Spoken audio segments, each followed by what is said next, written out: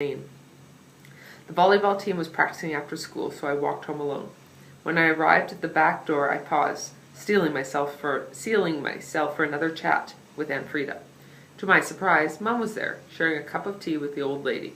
It was early for her to be here, and I thought she looked relieved to see me. "Ben," she said, raising to give me a kiss, "you're home early."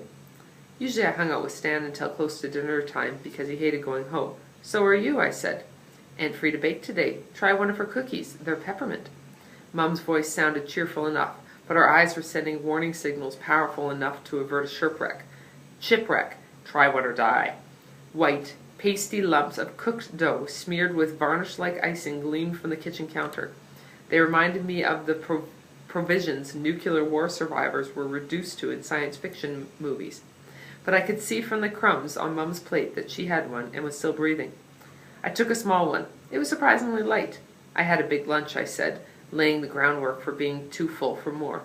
I took a cautious nibble and met with a twang of sweet peppermint. Not bad. I popped the whole thing into my mouth. "Hey," I said, grabbing 3 more. "These are great."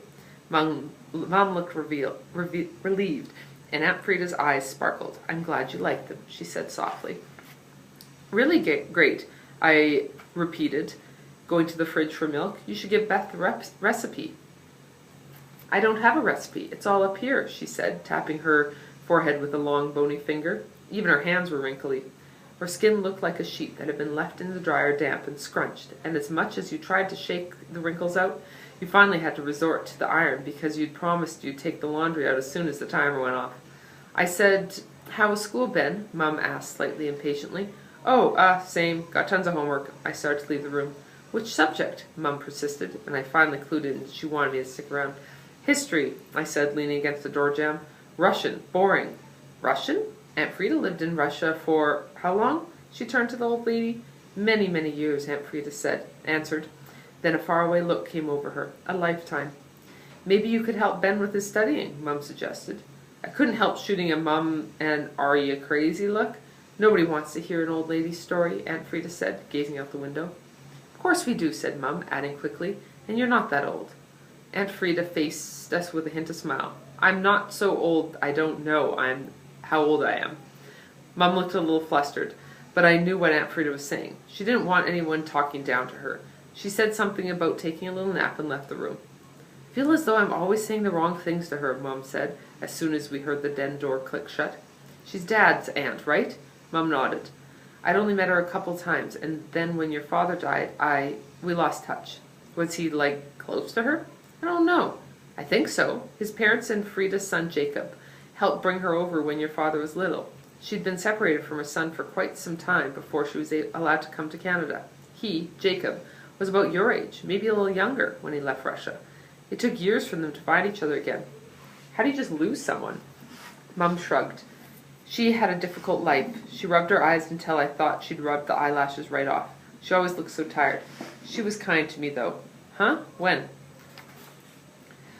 "I went to Saskatchewan to meet your grandparents after Neil and I were engaged. The formidable aunts," she smiled, "threw a shower for me.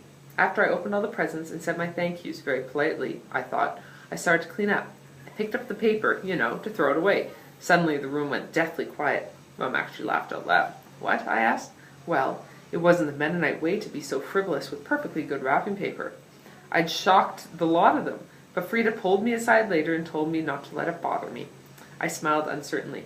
I didn't want to be a party pooper. "The, Mennonite way?" "Your father's family, Ben. They're Mennonites. You know that." She said this with her brows knitted together. "I don't think so." "Of course you do," she insisted. "You've forgotten." Then she looked at her watch. "I should get some studying done before dinner. I have a class at 8. It occurred to me, as I watched her leave, how often she did that. Just when things were starting to get interesting, she'd walk out. It was as though all the parts of her were never in the same room at the same time.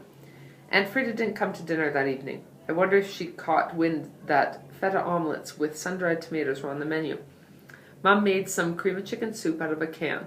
Beth looked personally insulted, and asked me to take it to Aunt Frida. I noticed earlier that Beth had scowled when she saw the peppermint cookies too, but she tried one and finished the whole thing. I banged on the door with my elbow, holding the tray awkwardly. When there was no answer, I put the tray down and opened the door quietly. She was sitting in the chair in the corner. I placed a tray on the coffee table. There was no movement of any kind, or any sound, not even a snuffle, just wax museum stillness. I tapped the old lady's hand gingerly. No response. Then I remembered something I had seen in a television show. I looked around the room and found a small mirror. Carefully, I held it in front of her face, angled below her nose, to see if it would fog up with her breath. I stood behind her and watched the mirror closely. At first, all I could see was her reflection from the nose down. No breath fog. I was about to call 911 or my mum when Aunt Frida woke with a start, letting out a yipe of surprise to see the mirror dangling in front of her. I raised it quickly and came out from behind the chair. "It's only me. I didn't mean to scare you." I was hot with embarrassment. I couldn't tell if she was mad or what. I didn't know if you were okay, if you were sleeping, or... I felt like a complete idiot.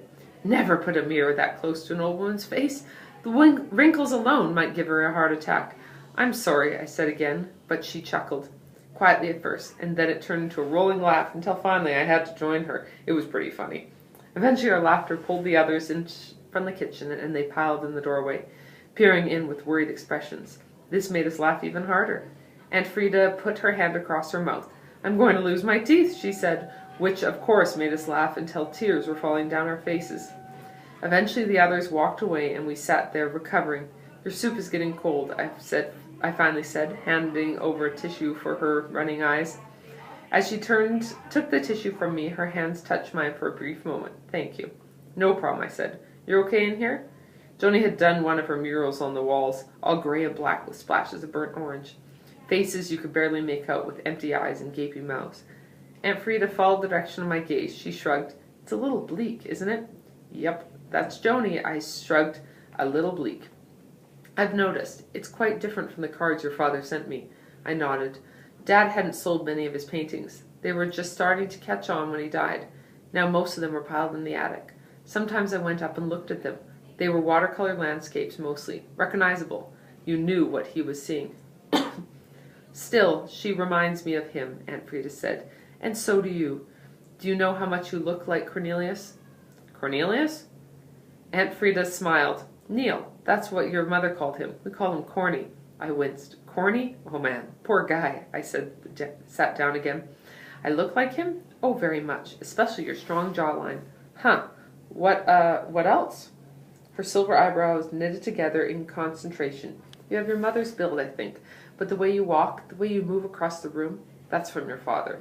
He could enter a room without anyone knowing he was there. I used to think it came from having no brothers and sisters, but that's not the case with you. Very graceful he was." "So you knew him pretty well?" She nodded, and her eyes drifted away from mine. "When I came to Canada, he was 7 or 8 years old. His parents sponsored me." I nodded. "My grandparents had died before I was born, so I never knew them either." "Did you and he, well," I coughed to loosen the tight feeling in my throat. "Mom doesn't talk about him a whole lot." "I don't know that much about him." "Well, perhaps that's why I'm here," she said. But before she could say anything, Joni was at the door carrying a teapot. I could tell from the look in her eyes that it wasn't her idea. "Come in, child," Aunt Frida said, with a wave of her arm. "We were just admiring your work," she said, casting a glance at the wall. Joni put the teapot down on the table. "Really?" she asked. Then she looked embarrassed, sorry that she'd said anything. "Oh, thanks. Why don't you tell me about it?" I took my cue and left the room. I was a little relieved. Even though I wanted to know more about my father, a part of me just wanted to leave him, like his paintings, up in the attic, leaving all the old sadness up there. That night, right in the middle of a great dream about Cat, I woke up to the sound of lice. Lice. No, lice.